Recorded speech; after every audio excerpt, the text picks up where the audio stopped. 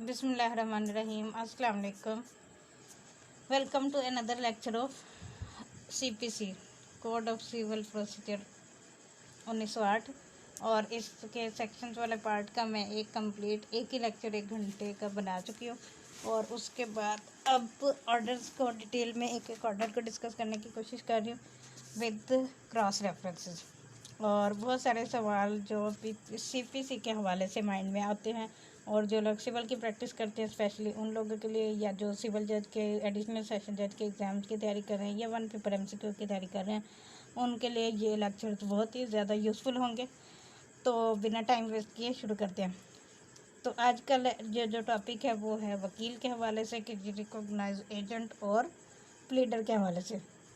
तो पढ़ते हैं। छोटा सा ये ऑर्डर है और बहुत इंटरेस्टिंग और बहुत इम्पोर्टेंट ऑर्डर है ये। तो ऑर्डर 3 रूल 1 क्या कहता है जी?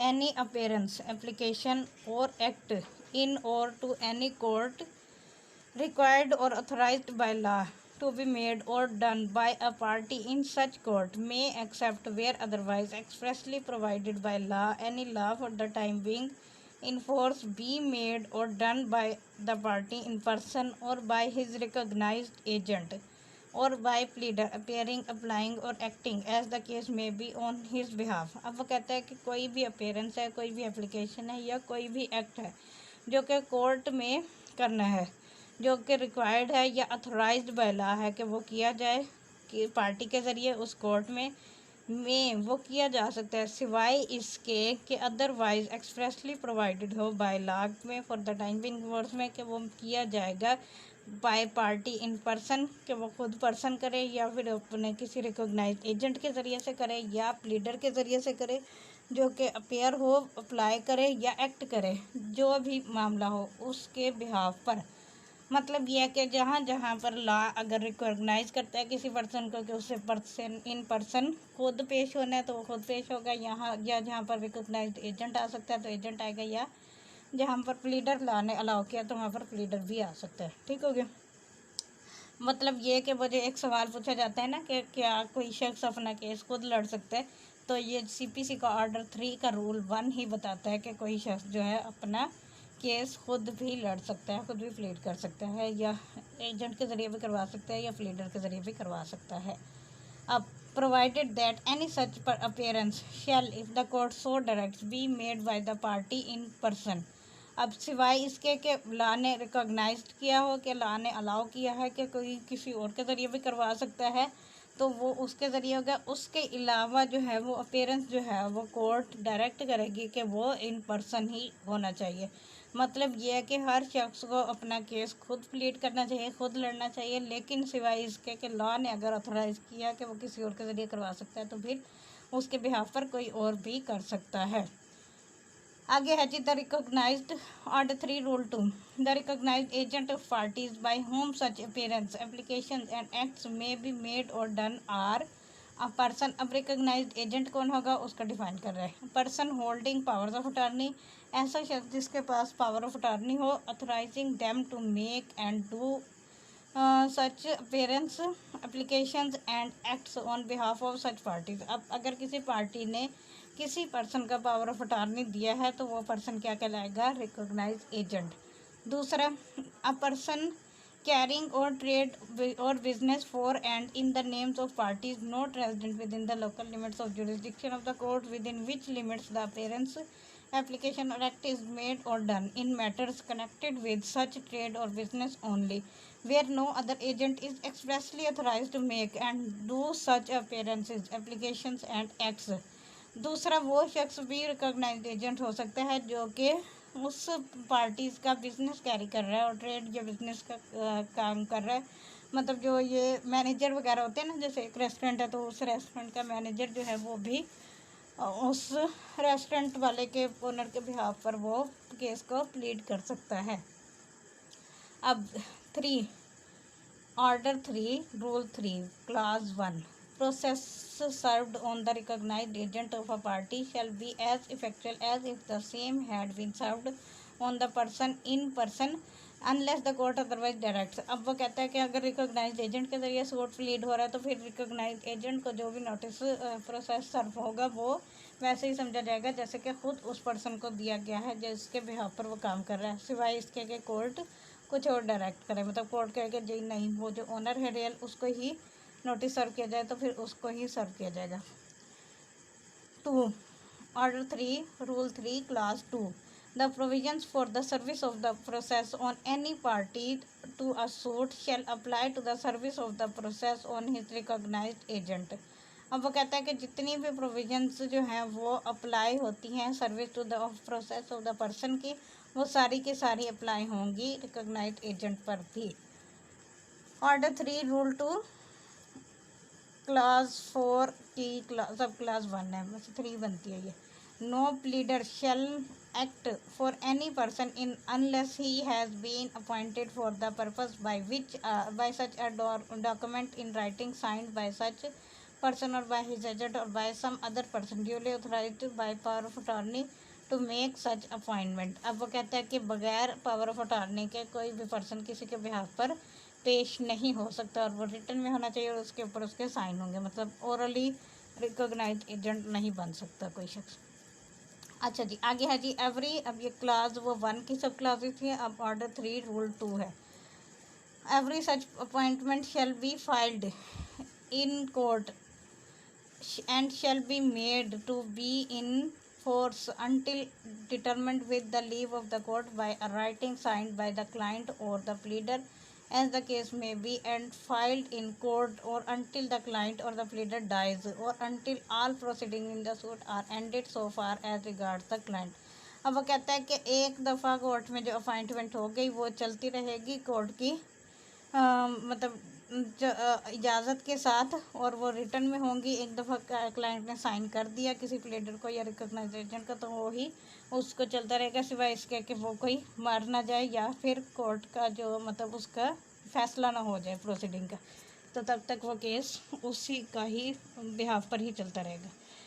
3. For the purpose of sub rule 2, an application for review of judgment, an application under section 144 or section 152 of this code, any appeal from any decree or order in the suit, and any application or act for the purpose of obtaining copies of documents or return of documents produced or filed in the suit or obtaining refund or monies paid into the court in connection with the suit shall be deemed to the proceeding in the suit। अब वो बता रहा है कि proceeding in the suit से क्या मुराद है। Proceeding से मुराद सारी की सारी चीज़ें, एप्लीकेशन मतलब अगर सूट कोर्ट में आया तो सूट की प्रोसीडिंग सारी, उसके अलावा एप्लीकेशन, रिव्यू की एप्लीकेशन भी, अपील की एप्लीकेशन भी, या कोई और मिसलिनियस एप्लीकेशन भी जो है उस सूट के साथ चल रही है। उसके अलावा कापी जो ऑब्टेन करनी होती है उस डॉक्यूमेंट के हवाले से या फिर डॉक्यूमेंट रिटर्न करने के हवाले से जो कि प्रोड्यूस किए गए हैं कोर्ट में, वो भी शामिल होंगी प्रोसीडिंग में। उसके अलावा रिफ़ंड मनी करवाने के लिए जो कि पेड कर की गई है कोर्ट में, तो वो भी प्रोसीडिंग इन सूट में ही शामिल होंगी। नेक्स्ट है जी रूल 4 ऑर्डर 3 का।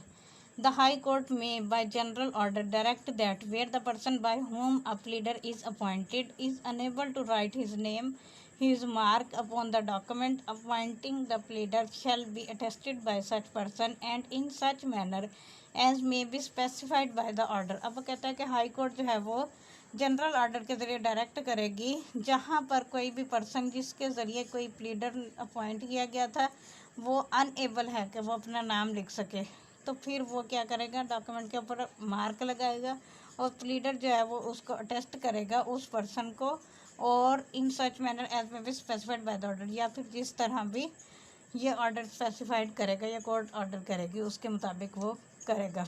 मतलब यह कि अगर कोई लिख पढ़ नहीं सकता तो फिर वो अपना थंब इम्प्रेशन लगाएगा और उसका वकील जो है वो उसका प्लीडर आइडेंटिफाई करेगा, टेस्ट करेगा। 5. No pleader who has been engaged for the purpose of pleading only shall plead on behalf of any party unless he has filed in court a memorandum of appearance signed by himself and stating। अब ये basically वकालतनामे की बात हो रही है कि कोई भी पर्सन जो है वो किसी के बिहाफ पर प्लीड नहीं कर सकता जब तक कि कोर्ट में वो वकालतनामा जमा करवा दे। वकालतनामे की डिस्क्रिप्शन लिखी हुई है अब अगर कोई पूछे कि वकालतनामा किस सीपीसी के ऑर्डर के तहत होता है, तो रूल ऑर्डर 3 रूल 5 के तहत वकालतनामा जो कोर्ट में दिया जाता है। अब उसमें क्या होगा, names of the parties to the suit, name of the party for whom he appears, किसकी तरफ से वो अपेयर हो रहा है, the name of the person by whom he is authorise to appear, किसके बिहाफ पर वो अपेयर हो रहा है, provided that nothing in this sub rule shall apply to any pleader engaged to plead on behalf of any party by any other pleader who has been duly appointed to act in court on behalf of such party। ठीक हो गया। अब वो कहता है कि इसमें, इस सेक्शन में, इस रूल में कोई भी चीज़ अप्लाई नहीं होगी उस शख्स के ऊपर, अगर मतलब जैसे वकील है ना, तो वकील के बिहाफ पर कोई दूसरा वकील प्लीड कर रहा हो तो उसको वकालतनामा देने की ज़रूरत नहीं है। वो उसकी बिहाफ पर apply to any pleader engage to plead on behalf of any party by any other pleader who has been duly appointed to act in court on behalf of such party. ठीक हो गया। अब जैसे वो एक दफ़ा वकालतनामा दे देते हैं, उसके ऊपर बाकी जो एसोसिएट्स वगैरह होते हैं वो भी कोर्ट में पेश होते हैं, तो वो भी हो सकते हैं। रूल 5 है जी, सॉरी रूल 5 ऑर्डर 3 का, any process served on the pleader of any party और लेफ्ट एट द ऑफिस और ordinary residence of such pleader and whether the same is for the personal appearance of the party or not shall be presumed to be duly communicated and made known to the party whom the pleader represents, and unless the court otherwise directs shall be as effectual for all purposes as if the same had been given to or served to the on the person party in person। अब वो कहता है कि कोई भी process सर्व हुआ है pleader को, उस पार्टी के प्लीडर को, या उसके ऑफिस में वो पहुंचा दिया, या उसकी रेजिडेंस पर वो प्रोसेस सर्व कर दिया गया है, तो फिर वो या उसकी अपीयरेंस पर उसको कम्युनिकेट कर दिया गया, जैसे कि पेशी बता दी जाती है, प्लीडर को बता दी जाती है, तो यही समझा जाता है कि वो उसके क्लाइंट को जिसके बिहाफ पर वो पेश हो रहा है उस तक भी वो कम्युनिकेशन पहुंच गई है।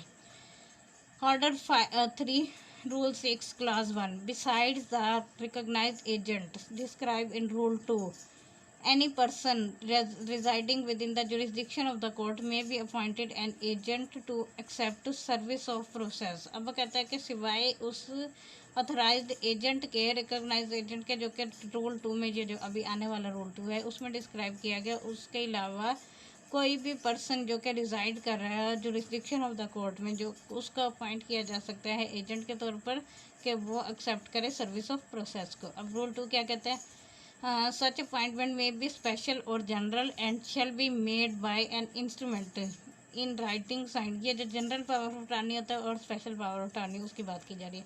by the principal and such instrument or if the appointment is general a certified copy thereof shall be filed in court। अगर उसने जनरल पावर ऑफ अटॉर्नी, जो स्पेशल पावर ऑफ अटॉर्नी, अच्छा अभी इसको थोड़ा सा ना टॉपिक से रिलेटेड है, तो जनरल पावर ऑफ अटॉर्नी और स्पेशल पावर ऑफ अटॉर्नी इसको भी डिस्कस कर लेते हैं, जैसे उर्दू में हम मुख्तारनामा आम और मुख्तारनामा ख़ास कहते हैं। अब इन दोनों में फ़र्क क्या होता है, जो मुख्तारनामा ख़ास होता है वो स्पेसिफिक पर्पज़ के लिए दिया जाता है, मतलब स्पेशली कोर्ट अपेयरेंस के लिए ही दिया जाता है कि कोई शख्स जो है वो अपने बिहाफ पर किसी और को प्लीड करवाना चाहता है कि वो उसके बिहाफ पर काम करे। जैसे कि बहुत सारे बिजनेसमैन होते हैं, अगर उनका कोई काम कोर्ट में वगैरह में आ जाए तो वो हर पेशी पर नहीं आ सकते, या उनके पास इतना टाइम नहीं होता, तो वो किसी और शख्स को अपने बिहाफ पर अपॉइंट कर देते हैं और फिर वो लिख के देते हैं कि वो कोर्ट की जितनी भी प्रोसीडिंग है वो सारी उसको वो करेगा, तो ये स्पेशल पावर ऑफ अटॉर्नी होता है।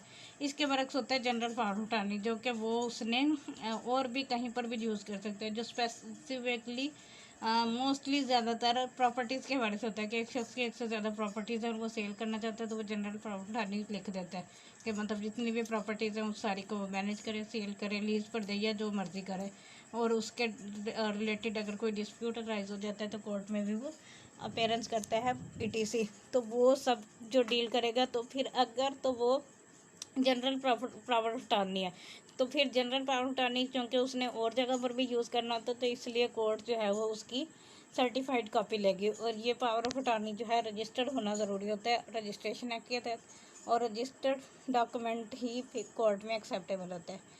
तो जी रूल ऑर्डर 3 कंप्लीट हुआ। ऑर्डर 4 हम नेक्स्ट लेक्चर में डिस्कस करेंगे। Thank you for listening. अल्लाह हाफिज़।